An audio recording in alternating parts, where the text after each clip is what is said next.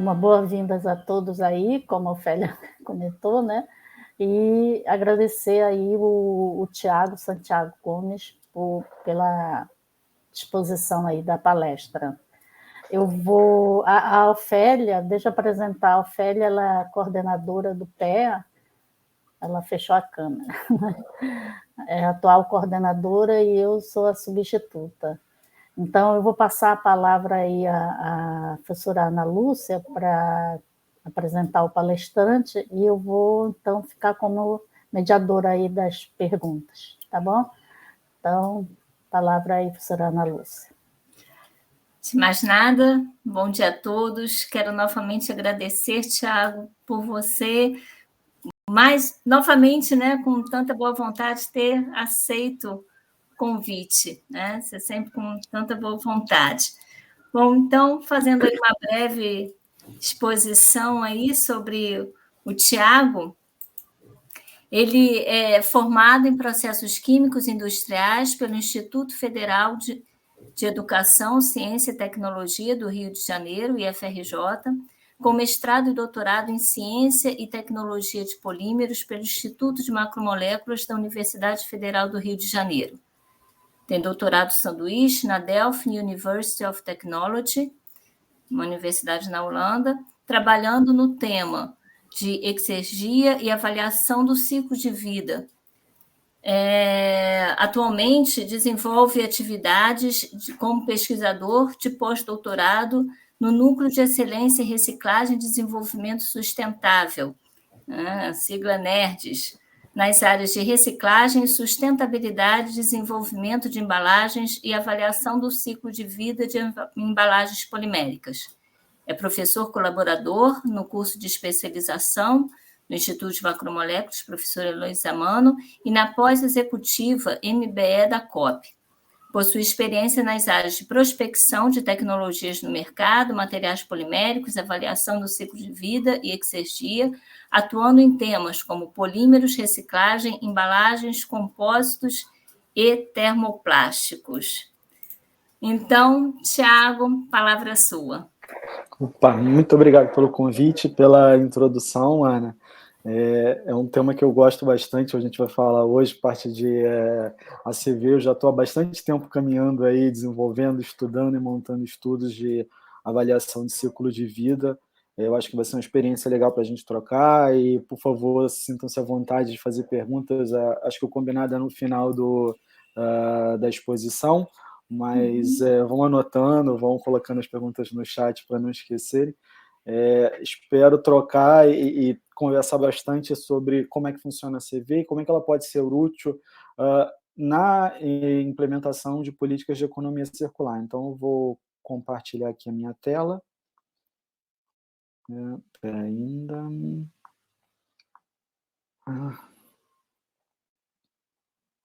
Já entrou aí? Sim, sim. Ótimo. Então, vamos lá.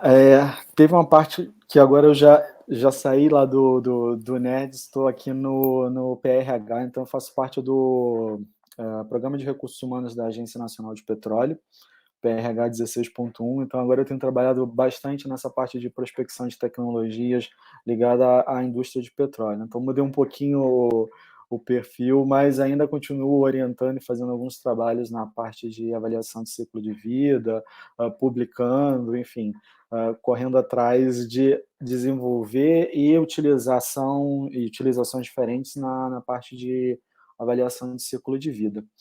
E aí eu vou começar essa palestra apresentando ou reapresentando, uma vez que a economia circular ela também não é uma novidade, não é um termo novo, mas a gente, do ponto de vista estratégico, ainda necessita entender e aprofundar alguns parâmetros dessa economia circular.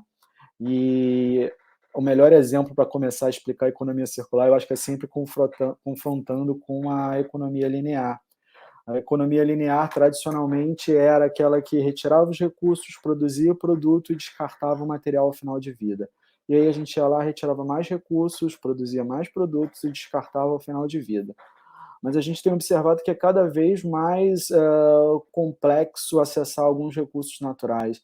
a gente conversa em relação à parte de minério, então você tem que cada vez avançar mais em terras indígenas, reservas naturais, reservas biológicas para acessar esses recursos naturais. A atividade de mineração ela vai causando danos e vai causando degradação. Recentemente a gente teve problemas relacionados à mineração com Samarco, com Vale e algumas outras empresas nesse sentido.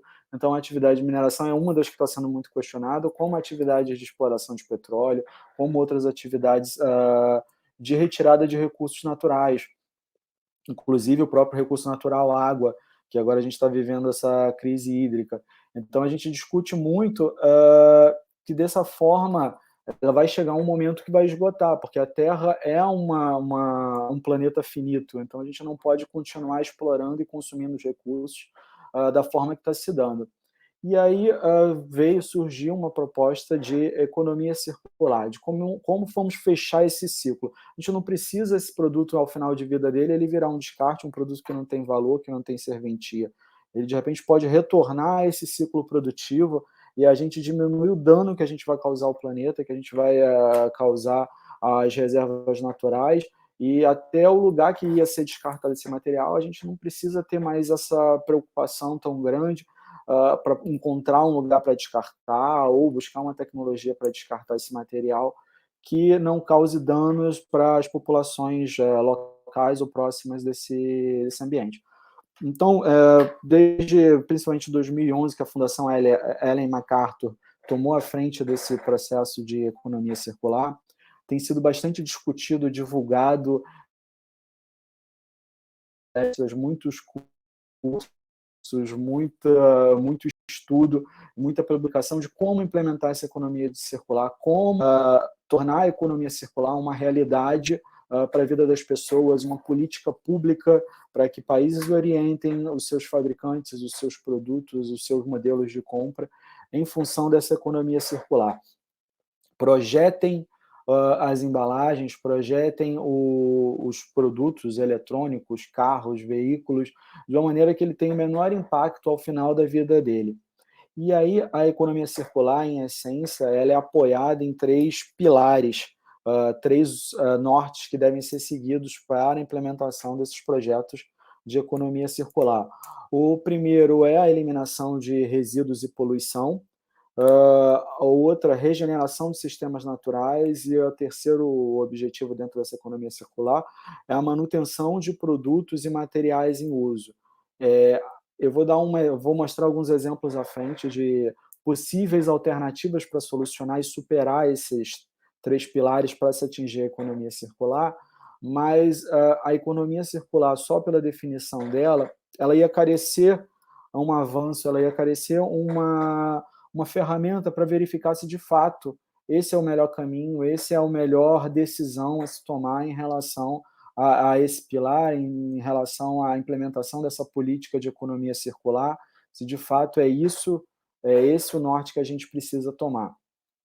Então, começando aqui com a pergunta, mas é só fechar o ciclo, porque a gente pensando em economia circular e aquela figura da economia linear e a economia circular, ela mostra bem isso. Aparentemente chega no final de vida, eu retorno para a matéria-prima, acabou, eu fechei a conta, não tem problema, esse material vai ficar circulando para todo sempre, e ele não vai se degradar, ele não vai causar poluição, não vai ter nenhum mal, e, poxa, inventamos a roda novamente.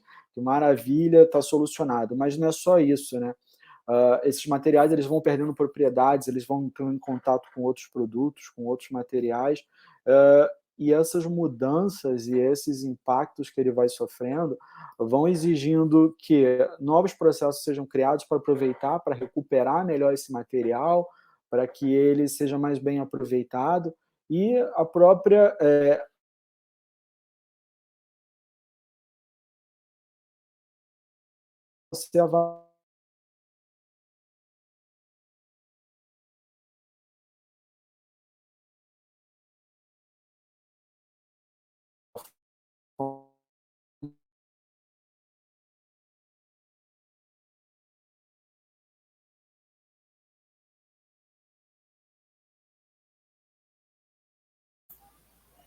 Tiago. Oi, Tiago. Nós não estamos te escutando. Deixa eu... Oi, Tiago. Oi. Oi. Thiago, Alô? Teve um tempo aí que não conseguimos te escutar. Alô? Oi. Então peraí. Estão me ouvindo agora? Agora sim. Tá, então deixa eu... Foi em qual parte? Foi do ciclo fechado aqui? Isso. Foi aí, isso. Beleza, então vamos lá, deixa eu retomar. Obrigado. Qualquer coisa também, Ana, pode mandar mensagem pelo Zap, porque às vezes a gente vai falando aqui. Tá bom. Aí se eu tiver caído, pelo menos alguém me avisa, tá fora da internet. Tá bom. Tá bom? Deixa eu recuperar aqui. Então, eu estava falando da parte aqui do se era só fechar o ciclo. Porque, em princípio, aquela figura que eu mostrei ali da economia circular, ela vende um pouco essa ideia do vamos pegar aquele material que chegou no final de vida, a gente reaproveita, recicla, coloca ele lá no começo da cadeia novamente e voa lá, está solucionado o problema da economia circular, o problema de sustentabilidade.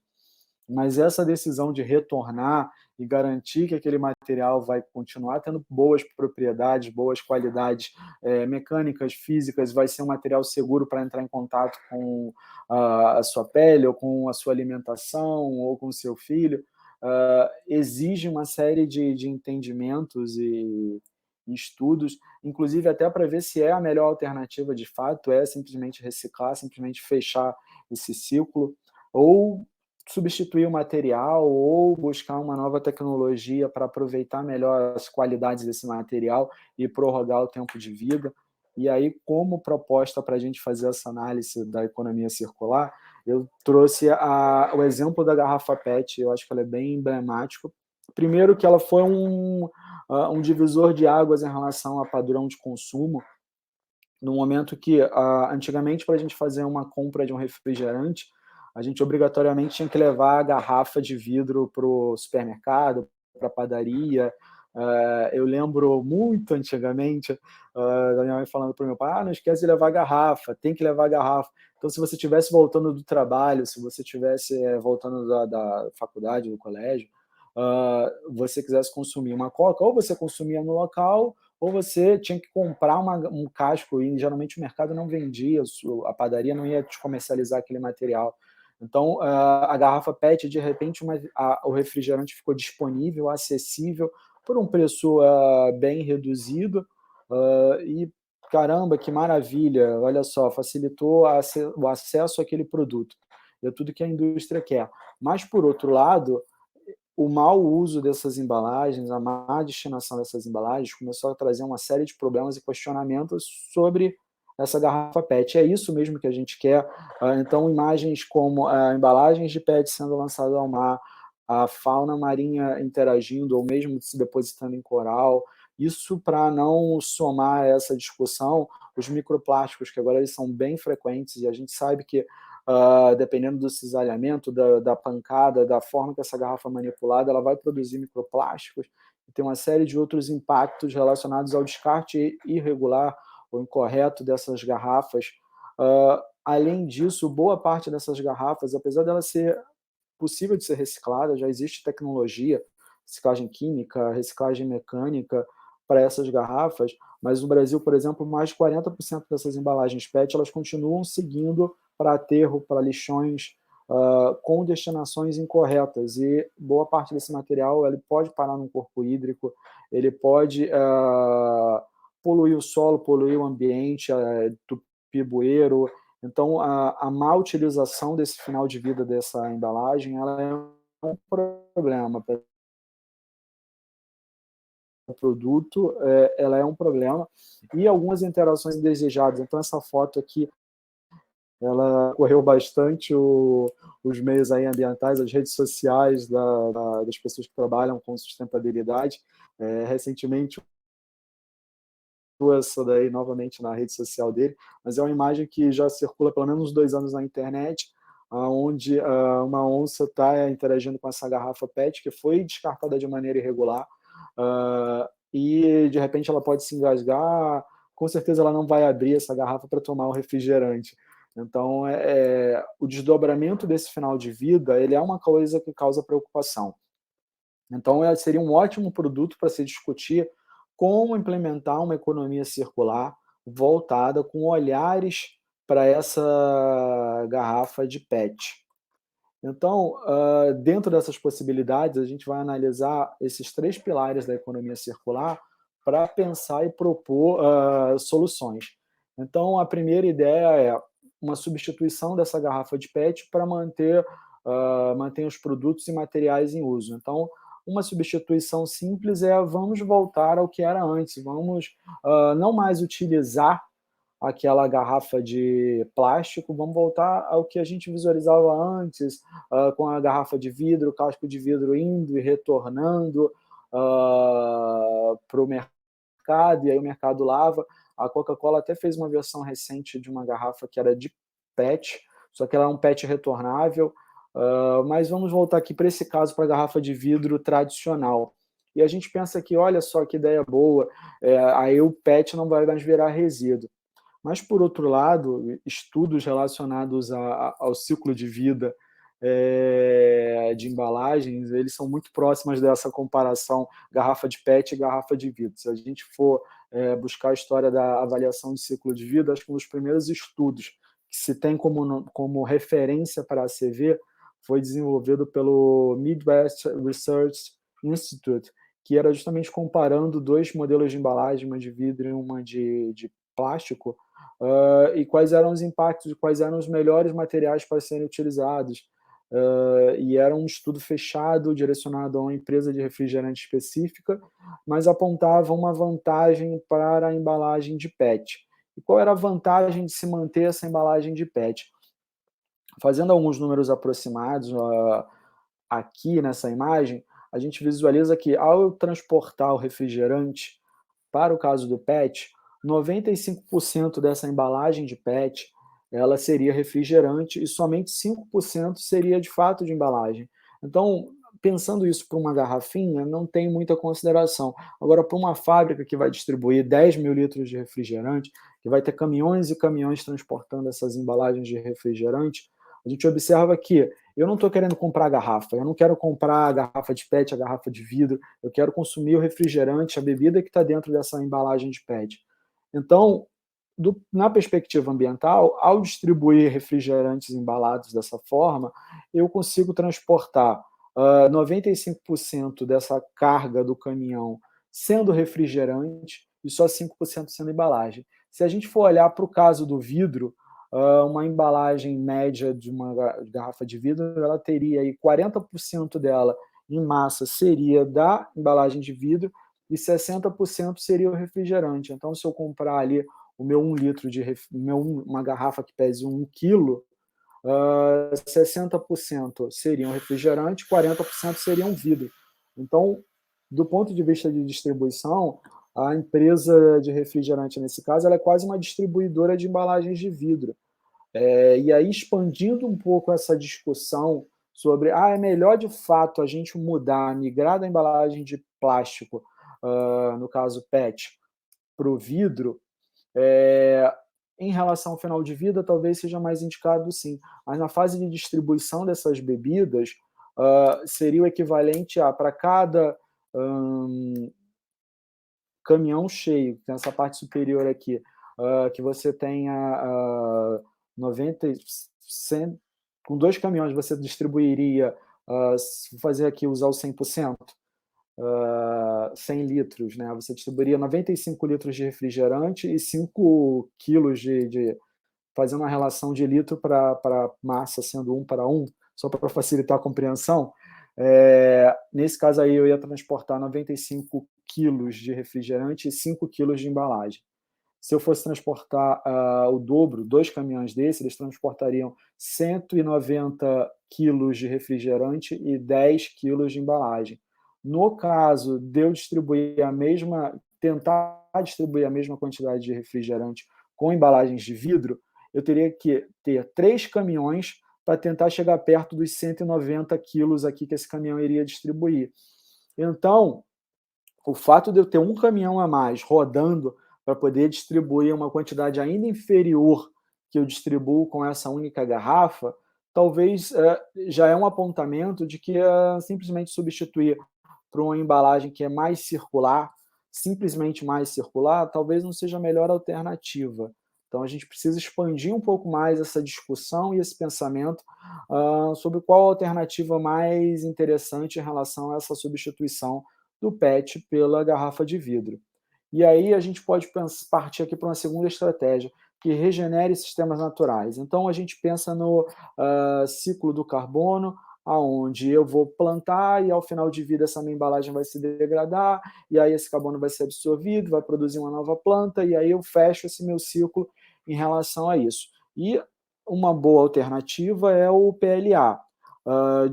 Deixando de lado um pouco a perspectiva técnica da embalagem, da capacidade do PLA em evitar a migração de gases e essas características que são relevantes para a distribuição do refrigerante, mas o PLA surge aí como um potencial candidato para substituir o PET. E o apelo ambiental dele é forte, ele vem de uma fonte renovável, ele degrada no final de vida dele, dependendo de como ele vai ser acondicionado, né, como ele vai ser descartado. Então, ele teria tudo para fechar esse ciclo, para ser a solução do nosso problema.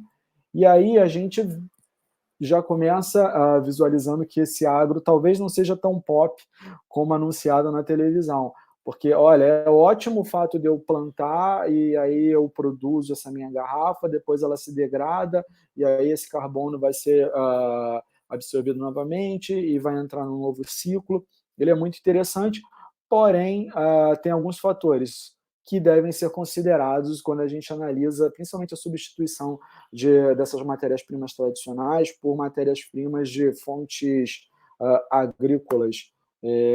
Quando surgiu o biodiesel, foi uma discussão muito forte, quais as matérias que a gente vai produzir, se vale mais a pena produzir combustível do que produzir alimento. O problema, é claro, não é só a área que vai ser destinada à produção dessa matéria-prima, mas a própria destinação desse produto. Então, para a gente produzir o PLA, seja de milho, de cana, a gente tem um consumo de água, e aí, para países que estão em crise hídricas, para as discussões que a gente tem tido em relação a como lidar com a falta de água, com a falta de abastecimento, dificuldade de conversão de energia, é um desses dilemas. Além disso, o desmatamento para que seja destinado essa área para a agricultura, para que seja ocupado por produção agrícola, também é um outro problema, como a validade do compensa mais produzir comida ou produzir um novo plástico. Também é um drama, e principalmente num país que você tem números como 19,3 milhões de pessoas passam fome. O Brasil é o recordista no agronegócio mundial e ainda assim você tem o problema da fome. Então, criar mais um mercado competidor de terra para poder produzir plástico e não produzir alimentos, será que é válido? Será que compensa? E aí a gente já tem uma discussão de uso da terra, de uso da água e social. Todos os três estão nesse pacote de decisão sobre qual é o melhor caminho a ser tomado.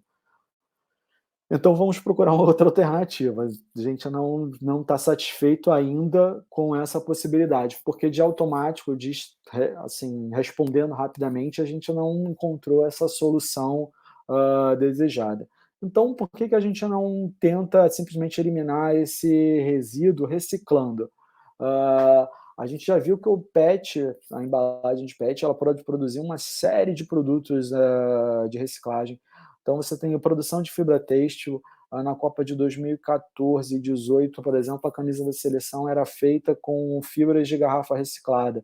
Então, quando você adquiria uma camisa, ela vinha com a etiqueta aqui dizendo: eu fui fabricada a partir de tantas garrafas de PET, 8 garrafas, 4 garrafas, 10 garrafas, tinha um número na etiqueta.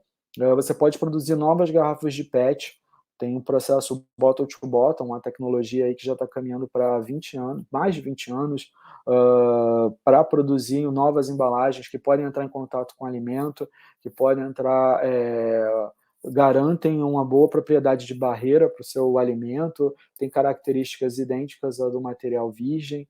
Além disso, você pode destinar isso para uma produção de tinta. Você tem muitas possibilidades e muitas aplicações com a reciclagem dessa garrafa PET. Mas cabe chamar a atenção que a reciclagem ela não é um processo mágico, um toque de Midas, que simplesmente essa embalagem vai desaparecer, vai virar um novo produto e não vai causar nenhum dano. A reciclagem consome energia, a reciclagem consome recursos, a reciclagem consome água e também vai gerar resíduos, vai gerar emissões, emissão para a água, emissão para o ar. Ela é um processo industrial como qualquer outro processo. O processo de fabricação da garrafa, o processo de fabricação da camisa, todos esses vão gerar impactos, vão gerar resíduos. Então, também considerar e olhar para a reciclagem como um processo perfeito, que não gera nenhum tipo de impacto, não gera nenhum tipo de consumo de recursos, também é uma abordagem errônea. E para a gente melhorar a qualidade dessa discussão, para a gente melhorar a qualidade dessa compreensão, a gente tem que buscar uma ferramenta ou um caminho que permita analisar diferentes alternativas para fechar esse ciclo, diferentes caminhos para ajudar a fechar esse ciclo. E aí você tem uma série de técnicas para fazer essa avaliação. E eu, em específico, estou trazendo hoje para a gente discutir a avaliação de ciclo de vida, que é uma ferramenta que eu já utilizo bastante há algum tempo. Fora do país, ela é bastante utilizada, tem muita empresa trabalhando com avaliação de ciclo de vida para orientar a busca de soluções em relação aos seus produtos, inclusive para comunicar aos seus consumidores. Então, você tem alguns casos na Europa de QR Code com a ACV, com a publicação do ACV daquele material, para tentar relacionar quais são as fases críticas, quais são as etapas que foram otimizadas, o que pode ser melhorado. A gente vê também muito isso em relação a carro, então a Audi regularmente publica, principalmente os carros top de linha, estudos de avaliação de ciclo de vida dos carros, dos veículos, buscando alternativas agora não só para o final de vida ou para a origem daquele material, mas como diminuir a pegada ambiental daquele produto, daquele carro, por exemplo, ao longo de toda a vida dela. Um motor que pode ser otimizado, uma técnica que aproveite a energia da frenagem para gerar energia para aquele carro, para aquele veículo, um melhor aproveitamento da bateria quando ela chegar no final de vida dela. Então, assim, são possibilidades que a CV cria ao te fornecer uma visão holística do teu problema. Ele agora não está mais olhando só para o final, ou só para o começo, ou só para o meio, ele olha todas as variáveis, ele quer tentar entender e apontar todas as possibilidades que você vai ter para nortear essa tua circularidade, esse teu aumento de circularidade do teu material. E aí, a ACV é uma técnica que começou, e aí eu digo, alguns estudos apontam que esse trabalho feito pela Midwest Research Institute, MRI, foi o primeiro trabalho de ACV que se tem notícia, então data lá de 1969, mas naquela época ela ainda não tinha uma norma, não tinha uma orientação, não tinha uma padronagem, então ela era muito solta, e aí criou-se a série ISO 14040, você tinha 41, 42, 43 e 44, mas desde 2006 você só tem a ISO 14040 e a ISO 14044, que orientam como montar esse seu estudo de ACV. Quais são os elementos que são importantes de constarem nesse estudo de ACV? Porque muitas das vezes, alguns estudos eles poderiam desconsiderar alguma etapa ou poderiam negligenciar alguma informação, e a ideia da ACV é permitir que essa ferramenta crie uma visão ampla do teu processo, uma compreensão ampla do teu processo, tudo que está acontecendo. Então, de uma maneira simples, a ACV ela vai inventariar todas as entradas e saídas de um sistema de produto. Então, a energia, a água, a matéria-prima, ar, produtos químicos e outros que vão ser consumidos na entrada, e quais são os produtos, os efluentes, os coprodutos, as emissões, os resíduos que estão sendo gerados por esse processo. Ela vai buscar tentar visualizar todas essas etapas, todas as entradas, todas essas saídas, e te dar uma resposta ampla, uma visão ampla do teu problema, para você atuar de uma maneira mais eficiente, de uma maneira que reduza de fato o impacto, porque a economia circular o que ela quer essa redução do impacto. Ela não quer só, fechei o ciclo, tá bom, não importa se o consumo de matéria-prima é a melhor forma que está se dando, se os impactos que estão sendo gerados ao longo da vida está sendo o melhor a ser considerado. E ela permite que você interprete essas fases tanto para soluções locais, então você tem uma série de categorias de impacto que são direcionadas para problemas locais, regionais, ou uma visão mais ampla que você pode olhar problemas globais, então o aquecimento global é uma das categorias que é muito utilizada, é muito visualizada nesse tipo de estudo. Então aqui tem um rascunho sobre como é organizado essa CV, e aí a gente tem, de um lado, categorias como os impactos ambientais, os impactos sociais e os impactos econômicos. Os impactos ambientais, eles são de fato os que têm a melhor modelagem, tem uma estrutura mais robusta para avaliação, mas os impactos sociais, eles têm sido muito olhados, estudados e analisados. Eu fui num evento na Itália aí, antes da pandemia, e era o tema daquele momento. Eram muito discutidos sobre esse modelo da abordagem social. Muitas das abordagens sociais eles eram focadas no fator econômico, então era a relação de hora de trabalho, hora de lazer, mas quanto o cara deixa de ganhar, quanto o cara ganha trabalhando e quanto a empresa perde. Mas os modelos já estão trabalhando com essas análises multi-elementos, multifatoriais, então você tenta trazer uma compreensão maior. A econômica segue a mesma pegada, a mesma destinação, mas para esse caso de hoje eu não vou conseguir expandir, não vai dar para dar uma aula inteira em relação à CV, mas a gente olha o caso dos impactos ambientais. São aproximadamente 85 métodos diferentes para calcular esses impactos ambientais. Então, você tem impactos ambientais de mudanças climáticas, potencial de aquecimento global, que são o mesmo objetivo, mas você tem para tempos diferentes, para 100 anos, para 500 anos, para 50 anos. Tem modelos de impactos de eutrofização, de depressão de ozônio, acidificação, mas você tem muitas outras categorias relacionadas a esses impactos ao meio ambiente, e que eles são ajustados, em alguns casos, à realidade daquele país, às necessidades daquela região, enfim, é bastante complexo a gama de impactos e os modelos. E quando a gente vai propor um estudo de ACV, a gente tem que estudar muito bem esses impactos para entender o que vai influenciar aquela região ou aquele meu processo, ou que eu tenho interesse em conhecer. Então, esse aqui, eu trouxe os resultados de um estudo que foi publicado pela Sphere, que é para uma fábrica de embalagens relacionadas à parte de bebida. E, nesse caso, ela está preocupada especificamente no potencial de aquecimento global. E ela comparou diferentes alternativas e tamanhos de embalagem para saber qual é o que causa o maior impacto para o aquecimento global. Ela colocou esses valores aqui em função de percentual. Então, ela determinou que a lata de alumínio é o 100%, e tudo que está acima desse 100% está gerando mais impacto, o que estiver abaixo está gerando menos impacto.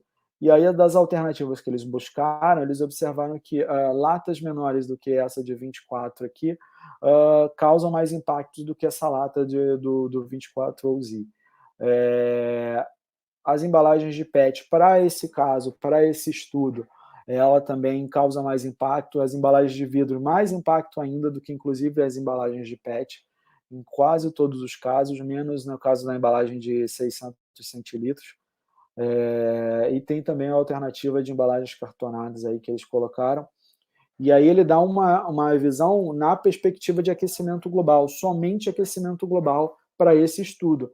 Mas a gente pode ampliar essa visão. E aí tem esse gráfico aranha, que ele permite você visualizar diferentes categorias no mesmo plano de tomada de decisão.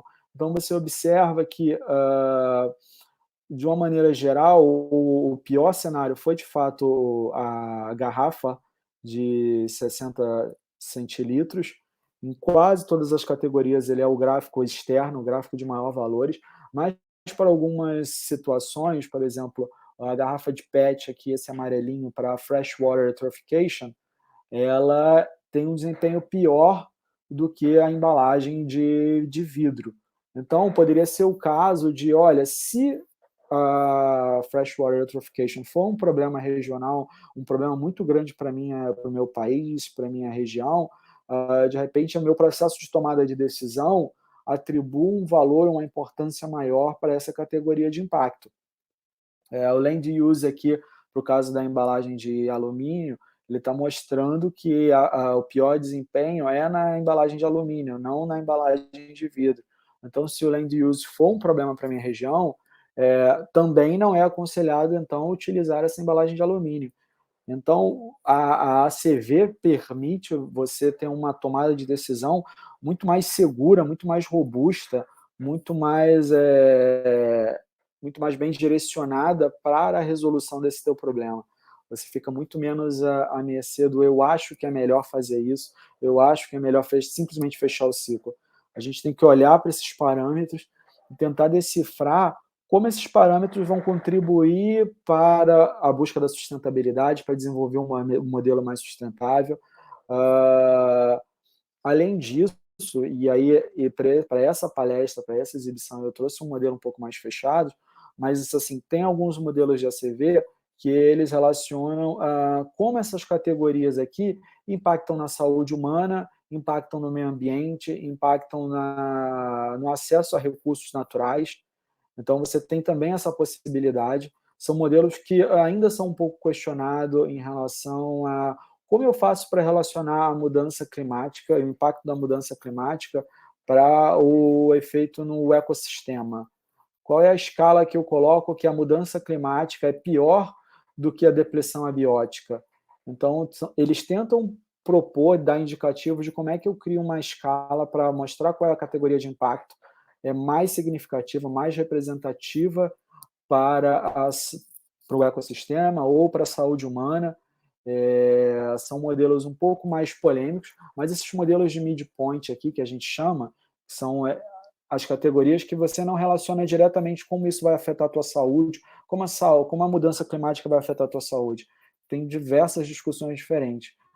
Você sabe que vai afetar. Então,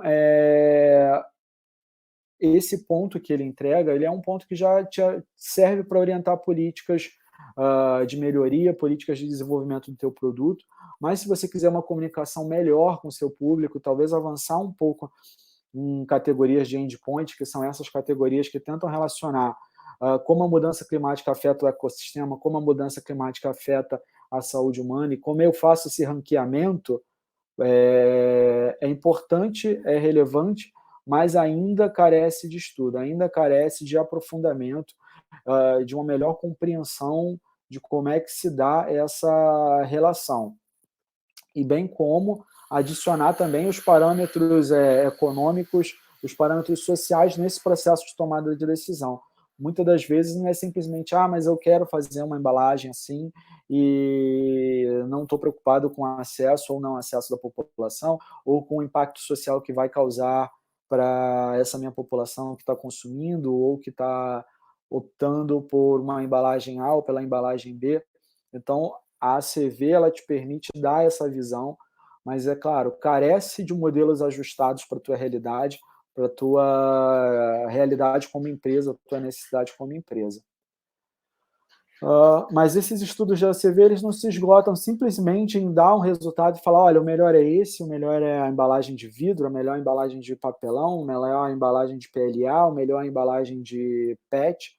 A gente pode adicionar a esses estudos efeitos do percentual de retorno. Então, se eu aumentar a reciclagem, se eu implementar políticas de reciclagem de final de vida nesse meu material, qual é a resposta? Qual é o material que tem o melhor rendimento?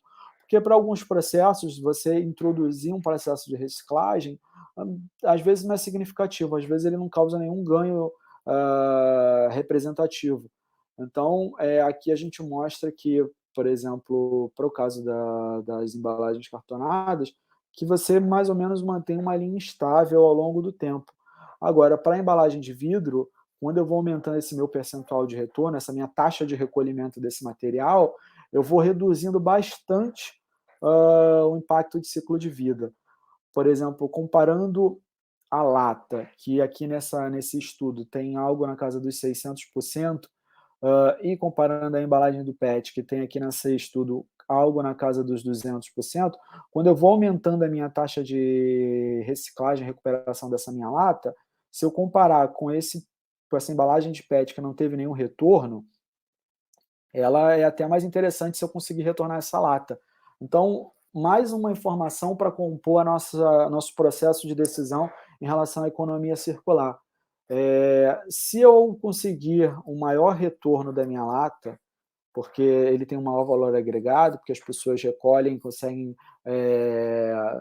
amassar essa latinha, conseguem retornar mais latinhas para a minha empresa, ela é mais interessante do que a embalagem PET que não teve nenhum retorno nessa análise aqui, nessa perspectiva aqui da esquerda. Deixa eu ver aqui se eu tenho pen, não, eu tenho a laser point.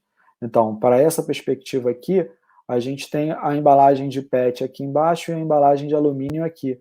Então, se eu aumentar essa minha taxa de recolhimento, essa minha taxa de retorno, chegar aos 97% de reciclagem que a indústria do alumínio diz, significa que eu vou ter um melhor desempenho do que uma embalagem de PET que não consegue ser reciclada. Talvez aqui, se eu não tiver uma taxa de retorno superior aos 80%, 90% aqui, em relação à embalagem de alumínio, eu não consigo ganhar dessa embalagem de alumínio. Então, talvez a embalagem de alumínio para o meu país hoje seja melhor do que a reciclagem da embalagem de PET. Então, é uma ferramenta que ele amplia muito esse teu processo de decisão, essa tua escolha de qual é a melhor alternativa para enfrentamento da economia circular, para implementação de políticas de economia circular dentro de uma empresa, dentro de um país, dentro de uma perspectiva de política pública. Que é mais? Não só esse apontamento em relação à escolha do produto ela te dá, mas ela te dá também uma visão de como é que melhora o teu processo. Então, ela permite identificar, num processo de, vou distribuir o meu refrigerante com embalagem de vidro ou vou distribuir o meu refrigerante com embalagem de alumínio, eu consigo visualizar quais são as etapas mais críticas dentro desse processo de distribuição, de descarte, dessa minha embalagem de vidro ou da minha embalagem de PET, e atuar de uma maneira mais eficiente. Então, de repente, se eu promover uma etapa mais eficiente aqui na fase de produção, talvez seja mais interessante do que nessa fase de transporte de envase. Eu vou ter uma resposta menor do que se eu atuar aqui de uma maneira mais incisiva nessa fase aqui de produção. Então, eu consigo atingir uma estratégia de sustentabilidade muito mais eficiente, muito mais assertiva, com menos custo, provavelmente, porque eu agora não vou ficar gastando energia, gastando força numa fase que eu não vou ter um ganho muito representativo.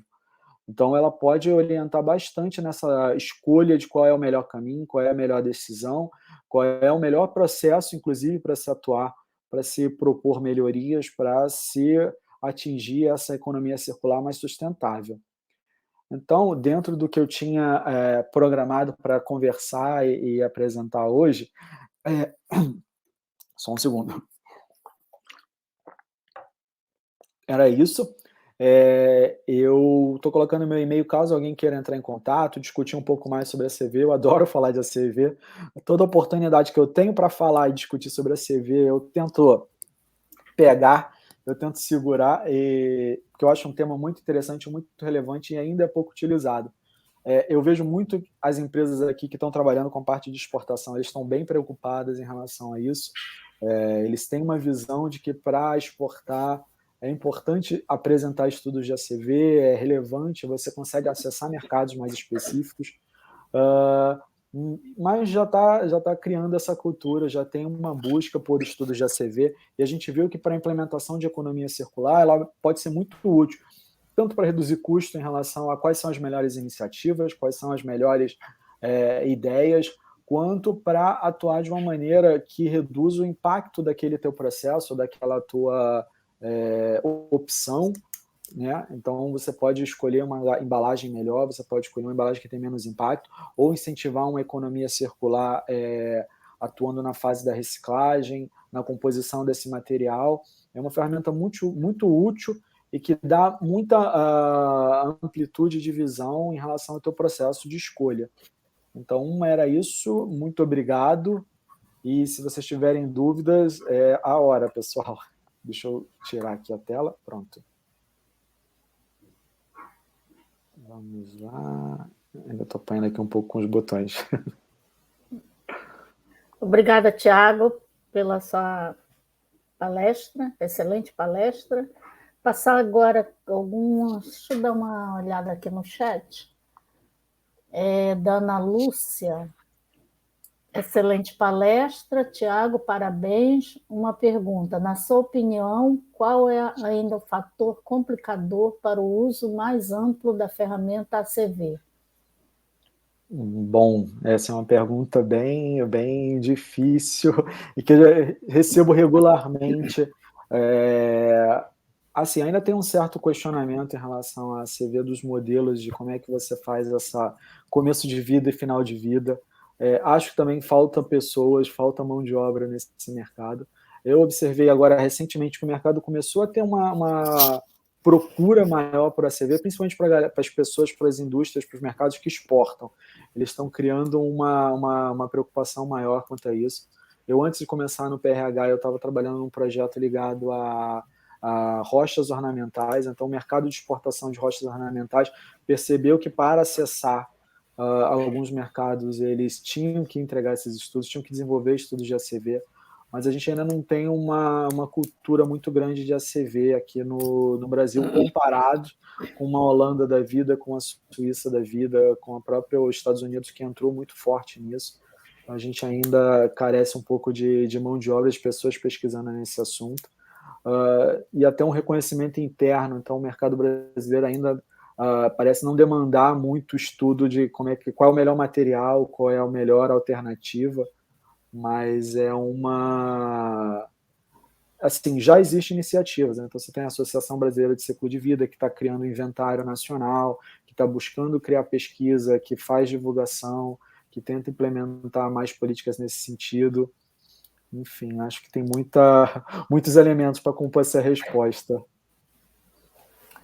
Tem aqui uma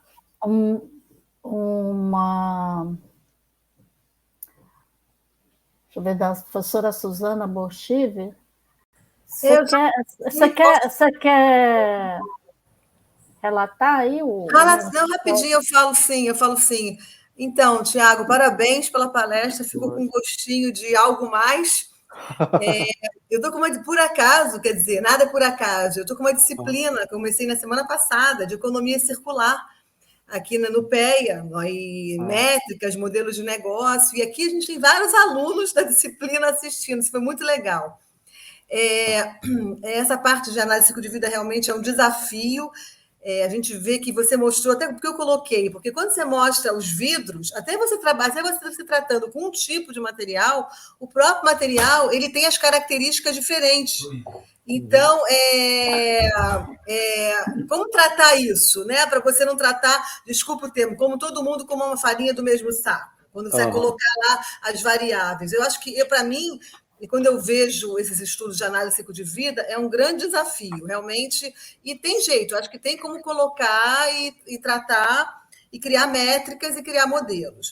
O que eu ia te perguntar, os alunos também, eu tenho certeza que eles estão curiosos, não para você mostrar toda uma etapa de análise de ciclo de vida, não. Tem se falado muito de ESG, né? A questão de ambiental, a questão de sustentabilidade, a questão de governança, falando já os termos em português.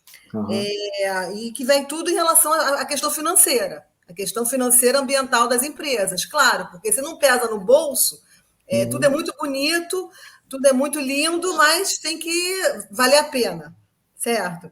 Então, pelo que você, pela sua experiência, pelos seus estudos, o que você acha que a análise de ciclo de vida diretamente vai contribuir ou já está contribuindo com essa questão dos ESGs, né? Falar só um pouquinho sobre isso. Sim, até explicar um pouquinho, né, o ESG, o pessoal, estou falando aqui, né, a ESG direto. Sim, então, A ESG, assim, na minha interpretação, a ESG foi até uma releitura lá do Trip Bottom Line, né, que eram as bases da sustentabilidade, mas com uma roupagem um pouco mais empresarial. E aí, assim, é o meio ambiente, o fator social e o fator de governança dentro das empresas. E, assim, até recentemente eu tive uma pergunta muito parecida com essa de como implementar e quais seriam as vantagens para as empresas em desenvolver estudos de ACV nessa perspectiva. E aí a gente às vezes pensa o impacto ambiental, se foca só no impacto ambiental, mas a gestão desse resíduo, ou o consumo maior de energia, o consumo maior de recursos, ele tem um custo, ele tem um preço, ele tem um valor.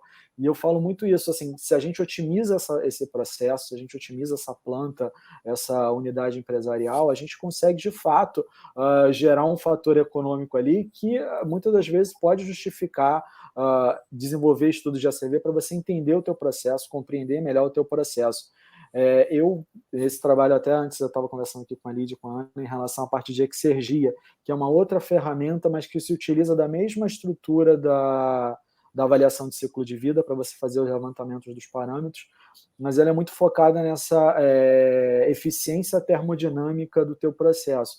E, em resumo, a ideia e as aplicações que a gente tinha lá fora do país eram para como otimizar e reduzir custos, muito voltada à parte da matriz energética, porque, de fato, ela é um peso, ela é um preço que a empresa tem que pagar. Então, assim, se você otimiza a tua planta, se você conhece muito bem o teu processo industrial, você tem uma redução de impacto financeiro, obviamente, o econômico principal, e aí você tem também um alívio dessa pressão ambiental e do próprio efeito social, que eu acho que merecia mais atenção, mas a gente tem deixado o social, nessa perspectiva de ACV, ainda a desejar, ainda falta não sei, acho que falta uma boa vontade, falta uma pressão maior social para que esses estudos sociais em ACV desenvolvam ganhem uma importância maior, ganhem uma relevância maior.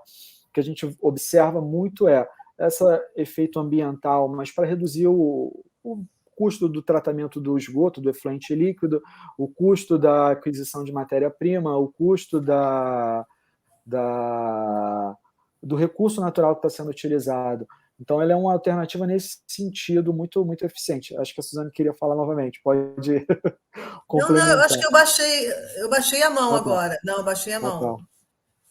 Eu acho que eu baixei a mão, não sei. Tranquilo. Não, aqui aparece aqui, mas a tela fica pequenininha. Não, eu baixei a mão aqui. Obrigada, Thiago. Tá bom, de nada. Mais alguém, gente? Eu queria falar, Rafael Moura. Oi, Rafael. Pode falar, Rafael. Parabéns pela palestra, Thiago, excelente, uma linguagem muito simples. Muito obrigado aí pela palestra, pela contribuição.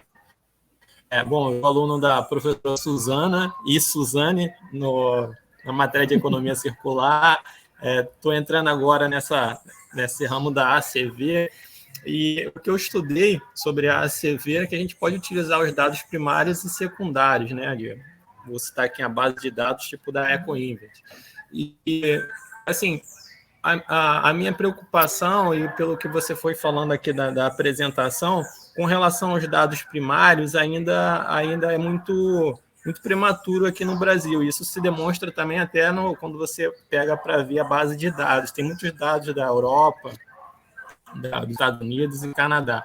Eu queria saber qual a sua opinião, como é que a gente pode começar a desenvolver dados primários para dar uma confiança maior no estudo que a gente está fazendo.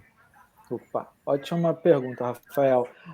Assim, eu tenho observado, e algumas empresas estão fazendo isso, esses dados primários, principalmente dos processos, eles têm ficado muito guardados, bem guardados dentro dessas empresas.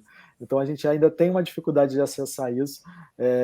Assim, eu tive acesso recente a 2 grupos específicos, e eles tinham bastante informação que não constam no inventário brasileiro, mas eles já trabalharam bastante informação da planta deles, do processo deles. São 2 indústrias assim de porte, né, de tamanho, mas eles não dão acesso, porque isso, na origem do ACV, já era uma discussão muito forte, porque parte desses dados estão relacionados com o que eles chamam de inteligência de mercado da empresa. Dependendo de como você trate essas informações, esses dados, o teu concorrente pode entender como é que é o teu processo, qual é o teu equipamento, o que faz diferente o teu processo para o processo dele. Então, esse tratamento de dados, esse acesso à informação, ele é muito delicado, ele é muito crítico. Foi isso tanto para esses bancos de dados mais estabelecidos, né, como é com o Invent que você estava comentando, mas para quem está começando, isso também é um problema maior, porque você ainda não tem a cultura de informar, de passar esses dados para banco de dados, para banco de inventário. É complicado, assim, eu não vejo uma solução tão simples. O ótimo era que todo mundo participasse do sistema brasileiro lá de inventário de ciclo de vida e desse sua contribuição e fornecesse dados, mas eu ainda acho que a própria academia também produz muita coisa, mas ela não coloca muita informação lá no sistema brasileiro de inventário de ciclo de vida. Tem muito dado de tese, de dissertação que eu tenho acesso, que eu vejo, mas o modelo do inventário eu não quero, não vejo vantagem, não vejo por que fazer. Então, acaba ficando escondido ali dentro das Minervas da vida, ou dos bancos de dados da Unicamp, da USP, acaba se perdendo um pouco essa informação. Assim, quando a gente vai fazer estudo, principalmente o acadêmico, que a gente começa a buscar essas teses, essas dissertações, você já tem uma série de inventários guardados dentro desses bancos de dados, só não estão ordenados e organizados como o sistema brasileiro está utilizando. E aí, eu não sei, acho que esse link aí talvez merecesse mais atenção, inclusive até do pessoal que toca essa parte do inventário brasileiro de ciclo de vida. Mas eu não sei qual seria a mecânica ideal aí do ponto de vista político para poder otimizar essa relação, né? Então, obrigado. De nada. Tem um comentário da Antonella Bortosalo. Você gostaria de reportar diretamente ao Tiago? Acho que não, já saiu. E tem um comentário aqui da Cláudia Cair, né? Também. Cláudia está por aí, gostaria de reportar diretamente ao Tiago e fazer alguma pergunta?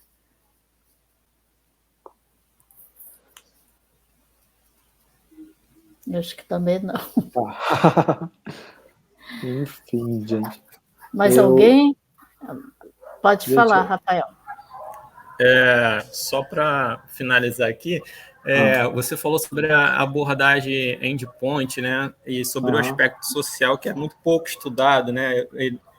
Comecei minha pesquisa já essa semana e eu vejo algumas recomendações, até mesmo na Europa, que já utiliza essa ferramenta há algum tempo, já tem estudos mais desenvolvidos. E qual seria, assim, como que você enxerga essa aplicação da ACV com uma abordagem mais social, né? Até em função do cenário que a gente vive, né? De muitos problemas sociais. Como é que você enxerga? Como é que você dá mostra para quem quer fazer essa abordagem no seu trabalho aí de dissertação, na tese? Então, o caminho que eu estava vendo e que o pessoal estava discutindo muito lá fora era essas análises multicritério, né? Pegar diferentes pacotes para colocar nessa cesta de tomada de decisão. Os modelos que existem hoje, eles são muito em cima do qual é o valor da sua mão de obra, qual é o valor do seu descanso, qual é o valor, quanto você vale para a sociedade. E é uma abordagem assim bem criticada, porque é muito difícil colocar que de repente sua mão de obra vale mais do que a mão de obra do cara da Europa, que vale menos que a cara lá da Índia. Então, essa abordagem ela é muito delicada, ela tem sido bastante questionada. Essas análises multicritérios, eles tentam melhorar essa abordagem de como tratar esse aspecto social, mas ainda não tem um modelo assim redondo de, olha, esse é o melhor modelo, esse é o mais aceito. Assim, eu, inclusive, faço coro para a galera que eu não sou um profundo estudioso do modelo social.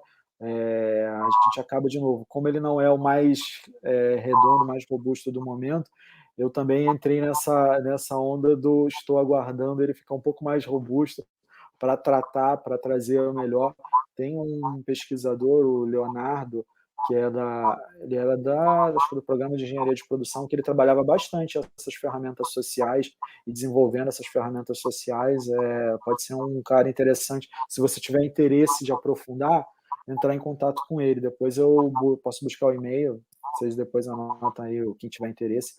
E aí eu te passo contato com ele, que com certeza ele vai poder te apontar elementos muito mais interessantes do que eu vou conseguir falar aqui agora. Obrigado. Eu vou anotar seu e-mail aqui e vou entrar em contato com você. Sim. Obrigado. Vou colocar aqui no chat. Tá.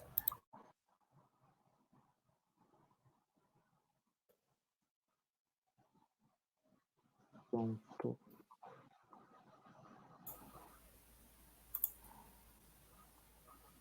Então, gente... Lídia, não sei se você viu, eu tinha uma pergunta, se for possível, se ainda dá tempo. Dá tempo, sim, pode fazer. Ok. Obrigada, Tiago, pela sua apresentação bem acessível, mobilizou bastante a audiência. Obrigada, Suzana e a Suzane por terem trazido os nossos alunos, porque tudo isso é para eles, não? E eu notei muito você recorrer a uma necessidade política de definir padrões. E aí eu trago a bola. Na hora que a política define padrões, ela define padrões para influir política. Certo? Então, na verdade, numa análise multicritério, a gente tem prioridades que você elenca, e, de acordo com essas prioridades, vão decorrer políticas. Atualmente, a gente vive uma imensa política do CO2. E qualquer análise coloca prioridade no impacto do CO2 e não leva em consideração que as alternativas que nos restam com a política do CO2 têm impacto per se. Então, você realmente acredita que a política é a solução para a CV? Boa. Essa é muito boa pergunta. De fato, vamos dizer que parte dela passa pela política, mas ela não é a única solução em relação à CV. Uma vez que, assim, e aí você está falando na perspectiva de aplicação, né? Na perspectiva geral, o uso da CV ele serve para acalmar ou influenciar acionistas, serve para adotar políticas públicas, serve para proteger uma nação frente a outra. Então, eu queria um pouco, na verdade, eu tenho uma resposta para isso. Eu questiono a força que a política deveria ser dada na definição dos estudos. Eu acho que o que faz uma política nascer é a abundância de estudos. E na hora que você cria uma política de estudos, esses estudos já têm um funil, eles já ficam míopes. Então, viva a diferença, viva cada universidade defendendo alguma coisa, viva cada nação tendo o seu procedimento de análise.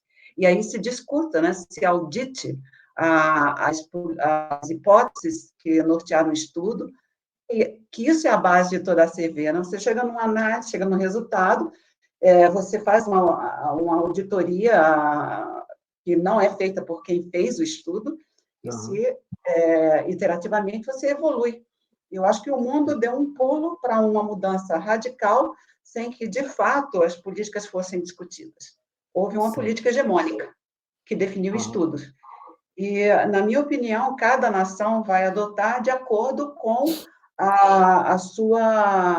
o seu posicionamento geopolítico, suas reservas. Eu acho que tudo isso, no Brasil, que tem muitas reservas fósseis, se você restringir plástico e restringir CO2, você manterá aposenta a Petrobras, aposenta toda a indústria de derivados de petróleo, plásticos, inclusive, e vamos só para o agrobusiness, e nós seremos o imenso celeiro do mundo. Sim. Então, esse é o meu questionamento. a solução do agro também ela não é redonda daquele jeito. Até eu trouxe, por exemplo, da palestra, o caso que o agro não é tão pop, porque você está consumindo recursos, você continua tendo impacto social no momento que você está optando por uma origem, por um destino, por uma orientação. Sim, acho que a necessidade em relação a criar políticas e criar um padrão muito estabelecido, muito fechado, é a necessidade de comunicação com o público em geral. Porque a gente, na academia, a gente consegue fazer essa leitura, consegue fazer essa interpretação de multitrabalhos, diferentes pesos que o Brasil dá, que os Estados Unidos dá, que a União Europeia dá, que a China dá. Já o consumidor, de uma maneira geral, ele não é tão educado a esse ponto, ele não é tão preparado a esse ponto. Então, a gente acaba tendo uma necessidade também de reduzir a forma de comunicação, de restringir um pouco mais e deixar um pouco mais restrito a forma que está sendo comunicado, porque senão você perde boa parte dessa orientação política que chega no final. Política que eu digo na perspectiva de comércio, né? Porque qual é o que eu vou escolher, qual que eu vou decidir, qual é que é o melhor, qual é o que é o mais interessante. E aí, de fato, trabalhar, eu acho que nessa perspectiva de uma comunicação mais simples, e aí você precisa dessas políticas no sentido de reduzir essas informações, reduzir essas diferenças, essas pontas, porque senão fica muito difícil para comunicar com a pessoa que vai adquirir, e aí trazer o caso de qual é a melhor embalagem, mas aí eu preciso saber quais são os critérios para o cara modelar o processo da garrafa no Brasil, o processo da garrafa na Holanda, na Alemanha, na China, e aí você acaba que não consegue tomar uma decisão e não sai do lugar. Então, assim, por um lado, essa necessidade de políticas e direcionamentos para encurtar um pouco essa comunicação tem o objetivo de chegar num consumidor final que não foi preparado para acessar essa informação. Eu acho que ela passa muito nesse sentido da orientação em relação à política nessa pegada. Porque é difícil demais comunicar, e acho que é um desafio que a gente da academia tem, como fazer essa comunicação com o público em geral, porque os estudos são bons, são bem elaborados, você tem uma série de parâmetros, mas perguntar para uma pessoa na rua como o aquecimento global vai influenciar na vida dela, ou como a acidificação vai importar, ele não consegue, ele não vai ter muita alternativa. Hoje em dia se fala muito do aquecimento global, e a gente tem o entendimento que o aquecimento global faz mal. Mas por que faz mal? A gente arredondou tanto esse conceito de aquecimento global que a gente tem de faz mal ou não faz mal. É uma leitura muito simples, e para a comunicação com o público de uma maneira geral, a gente precisa dessa leitura simples, porque nem todos vão ter essa capacidade. E aí não é só uma situação de instrução, de ter um grau de formação elevado, mas é uma comunicação que acaba ficando muito restrita a grupos específicos de pesquisa. Então, eu acho que a política no sentido de facilitar essa comunicação é importante também, porque senão a CV ele não vai desenvolver, ele não vai andar para frente na aplicação, não vai ter interesse econômico que justifique o desenvolvimento de estudos de ACV, a busca de ACV, enfim. Acho que é uma discussão longa que a gente vai ter. Obrigada, Tiago. Eu que agradeço. Foi mais uma provocação. Bom, o Tiago tem horário, né, Tiago? Então, vamos finalizar, agradecer aí os participantes, agradecer o Tiago pela excelente palestra, e essa palestra vai estar divulgada na página do PEA, para quem quiser assistir. E aqueles que desejarem fazer mais perguntas, eu acho que ficou no chat o e-mail do Tiago, vocês poderão entrar em contato com o Tiago, tá bem? Muito obrigado pelo convite, muito obrigado pela oportunidade, gente. Uma boa tarde para vocês. Boa tarde a todos e todas. Boa tarde a todos. Tchau, tchau. Boa tarde, obrigada, Tiago, mais uma vez. Tudo de bom.